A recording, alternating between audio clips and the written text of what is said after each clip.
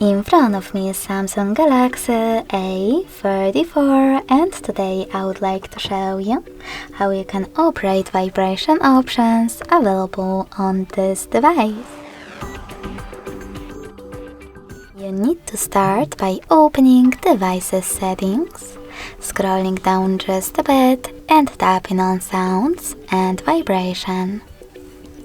Now you can tap on vibrate right away. This way you will mute your device completely, leaving only vibrations.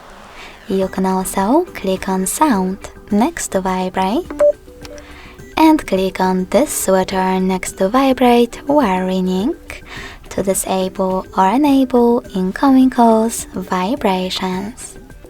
Then scroll down, tap on call vibration and set up one of those patterns for your incoming calls, like heartbeat.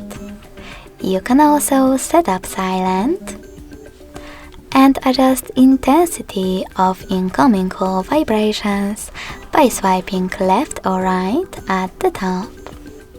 Then go back, tap on notification vibration and do exactly the same, but for your notifications.